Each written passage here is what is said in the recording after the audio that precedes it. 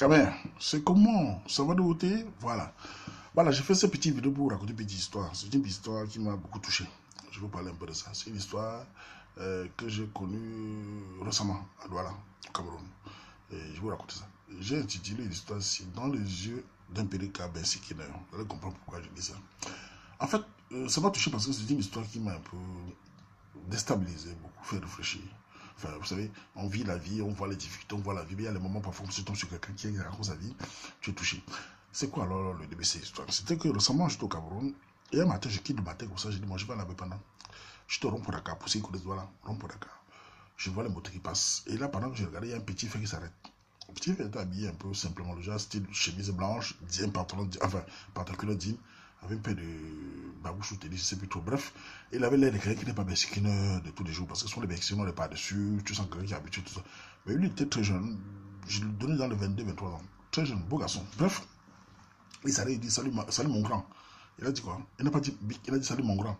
Vous allez où? Je lui dis, oh petit, fais-moi pas avec Pana. Il me dit, bon, il peut parler avec Pana.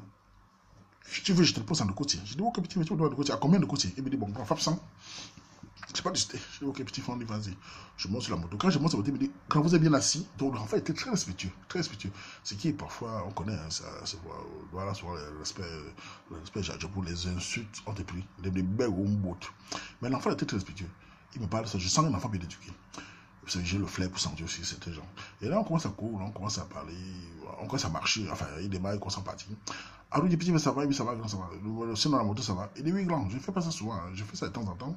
Il m'explique qu'il est étudiant à l'université depuis quelques années. Et il se bat. Aujourd'hui, il a pris la moto parce que quand il est foiré, quand ça ne va pas parce que son père a perdu son travail, quand ça ne va pas, il prend la moto pour se battre, pour avoir un peu de dos, pour pouvoir jongler entre les tuiles et vivre sa vie, quoi. Et là, il commence à me raconter. Je dis, oh petit, c'est bien, tu as quand même dans les 21 ou 22 ans, je crois. Il me raconte, je me dis, grand fond, là, on se bat, et là, on tombe sur les voyages. C'est là où le petit m'explique qu'il ne voulait pas lui prendre l'aventure, il ne veut pas aller en aventure. Ses amis sont partis par la route. Certains sont morts, c'est marrant, d'autres sont traversés. Il m'explique que lui, il a décidé de rester au pays. Comme c'est dur, il va rester au pays. Pour que son père travaillait avant.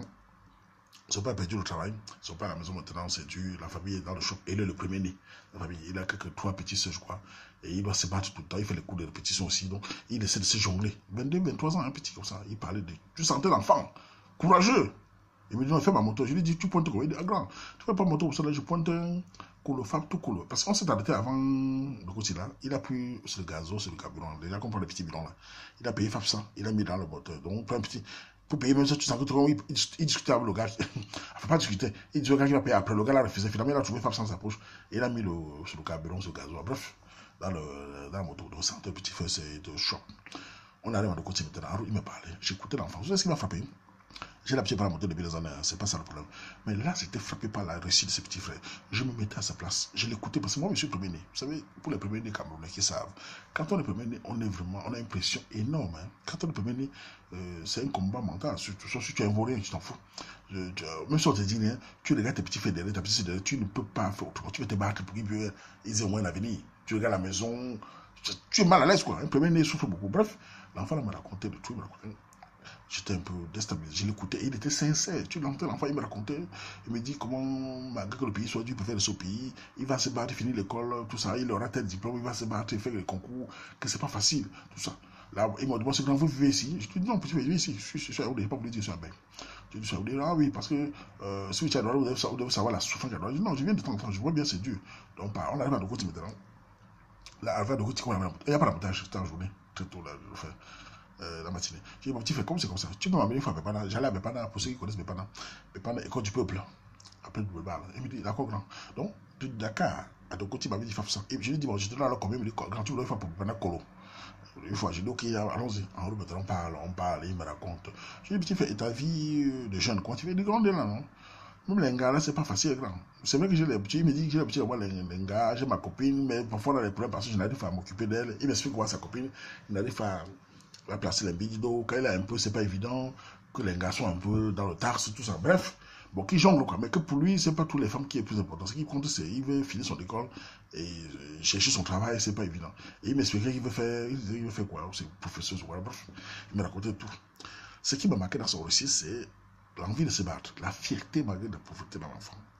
Tu sens, et il était très respectueux. Je sentais bien éduqué, il parlait bien, il n'était pas agressif, tu sentais dans son récit. Enfin, il ne racontait pas pour avoir pitié, il racontait juste sa vie normale comme ça. On arrive à prendre maintenant. Je devais faire un truc de 5 minutes, je vais prendre quelques photos quelque part là-bas. J'ai fait rapidement. Ce qui m'a surpris, c'est que j'arrive à prendre. Là où je devais aller, c'est comme peut-être à 50 mètres. C'est-à-dire qu'il reste ici à la moto. J'entre dans un quartier à 50 mètres, on va dire 40 mètres ou 50 mètres. Donc normalement, petit frère, un autre Mexicain va avoir peur de moi. Un autre Mexicain va avoir peur de moi que le grand c'est peu piac avec les dos. Il m'a lui laissé, je dis, petit matin, il me dit d'abord, vas-y. Donc je pouvais entrer au quartier, il a sorti de l'autre côté piac. Je suis allé faire ce qu'il devait faire là. Je reviens maintenant, je lui dis, mais on démarre la moto. Je dis, mais petit frère, je dis, mais pourquoi tu m'as laissé partir sans me dire que tu es dans le Corona d'abord? Il me dit, grand frère, non, c'est pas ça, grand. Si tu parles avec grand, c'est la vie, non, grand. Je t'ai fait confiance et tout, grand. Voilà. Moi, je me dis que tu es un grand. Je n'ai même pas pensé à que. Mais moi, j'ai pensé à ça, mais lui n'a même pas pensé. Tellement le petit m'a fait confiance. Donc, maintenant, maintenant, on prend la moto. Donc, c'est le retour maintenant. Pour retourner, ça veut dire quoi? Je vais prendre, comme j'ai payé Colo, je vais encore payer Colo pour jusqu'à Dakar. C'est ce qui s'est passé. Là, on a compris. On m'a dit, tu veux dans tout conçu, tu veux grand, il n'y a pas de problème. On débat, en retour, on parle. L'enfant parle. Mais on tape le commentaire, on parle de tout. Mais ce qui me marquait, c'était que ce garçon, je me suis identifié à lui. Et j'ai dit, ah, moi, j'ai été jeune comme cet enfant, comme ce petit frère. J'ai eu 20 ans comme lui. J'ai toujours la pression sur mon corps, sur ma tête comme lui. Pour beaucoup, c'est souvent les garçons, on a cette pression-là. Quand tu as la petite soeur, le petit frère derrière, tu regardes, ta tête chauffe. Donc, tout ce que le gars a parlé, je le sentais. Tu sentais comment il disait, comment son père se battait, son père a chuté, la maladie, ça a commencé, que malgré ça, il est fier. Quand il se bat, c'est à monter, il donne pas la matin, on fait par dessus, il mange. Parce que le secteur, c'est pas facile. Hein. Il faut reconnaître qu'au pays, maintenant, soit là, c'est l'engué, mais c'est grave.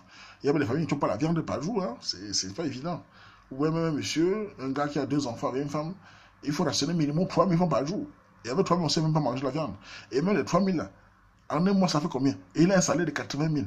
Donc, il faut payer le loyer. Ce n'est pas facile. Donc, la vie est vraiment choc pour le bas peuple. Il faut dire la vérité. Voilà. Bon, bref, on rentre maintenant en route, on travaille de côté, tout ça, on parle. J'ai aimé la conversation du petit frère. C'est la première fois qu'un Bisikina me parle. Je ne sais pas, il parle avec eux, mais le petit là me parlait, mais c'est son jeune âge, son esprit de battant me touchait. J'ai apprécié. On arrive maintenant, là où il est de plus en pour Dakar. Moi, je vais dire tout court. J'ai réfléchi dans ma tête. Et en plus, il me parlait en route comment, s'il avait une moto, enfin, qui parle en moto, son ami, d'un monsieur, le quartier. Parfois, le gars là, il doit parfois, donc, j'ai tenté de me dire, s'il a acheté ce qu'on parle là. J'avais les deux, j'ai pas une moto, le petit frère. Donc j'ai tenté de me réfléchir les choses, mais le gars me suit, même si je ne pas. Voilà. Donc tu vois comment ma tête chauffait sur le petit là. J'ai pensé que le petit fait pas tant. Souvent les gens, tu vois, le petit fait au bail, il boit les biens, il attend toujours que tu l'as. Voilà un petit fait qui se bat sur la moto, et il est courageux, il est fort, il est fier. Et on t'a pas raconté rien même. Hein. Alors voilà pour la carte maintenant. Je sors je donne le petit frère. Il prend le thème maintenant. Il devait sortir tout le soir. Il commence à chercher où il va changer. Il me dit, non, j'ai pas la monnaie. Tu sais que. Attends, on parlait pas. Donc, il parlait avec respect. Je dis, non, pitié, c'est bon. Regarde le thème, le petit frère. Je dis, ce petit thème que vous voyez là, dans le regard du petit frère, il n'en revenait pas. Il regarde comme ça. Il dit, un grand. Il répète encore, un grand. Je dis, non, petit frère, c'est bon, petit frère, c'est pour toi. Prends-moi quelque chose avec ça, petit frère. Merci de m'avoir apporté. Il me regarde. Eh, ma grand, merci beaucoup, grand. Après, il me dit, grand, dis-moi, grand, vous me donnez ça pourquoi, non, grand? Je dis non, petit frère, pour rien, petit frère, n'aie pas peur. C'est juste que j'apprécie ce que tu as fait là. J'apprécie. Voilà, c'est pas de saler caca fait comme ça, petit frère. Je lui dis merci, grand, merci. Maintenant, il avait parti.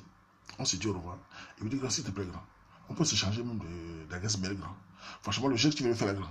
Pour moi, là où je devais aller mettre mon camion de Colo, aller remettre la moto, rentrer moi chez moi. J'ai pointé ma journée, grand. Je sors mon mail. Je donne le petit frère maintenant.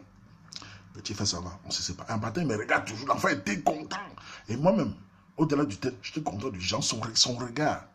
Vous savez, vous pouvez vous donner parfois 10 billets à quelqu'un, il vous regarde comme si c'était obligé. Mais vous donnez un billet à certaines personnes, il vous remercie d'une façon qui vous fait du bien. Vous êtes fier que cette action, là, émerveille au regard. Ça va beaucoup plus. Bref, on est parti maintenant. Et je suis parti, j'ai fait peut-être quelques jours, c'est venu sans bain. Et voilà, pour quelques jours, je vois même, je vois le petit frère qui m'a écrit. Sur le premier, bonjour ma grand, c'est le petit frère Ben Sekina, tel jour, voilà, je voulais vous remercier pour votre geste, c'était un plaisir, vraiment. Le jour c'est d'ailleurs, le jour où vous allez voir, ne manquez pas de me dire, enfin, je vais vous donner un cadeau, parce qu'on vous parlait un peu des arachides, tout ça, vous regardez les arachides, les grands frères, pour votre geste. Donc, juste, parce que voilà, vous avez oublié, quand j'ai donné, je l'ai donné sur un chapeau, j'avais le chapeau sur ma tête. J'ai enlevé le chapeau, j'ai mis sur la tête, comme il faisait chaud là, j'avais un chapeau sur ma tête. J'ai mis sur la tête, petit frère, un très bon chapeau.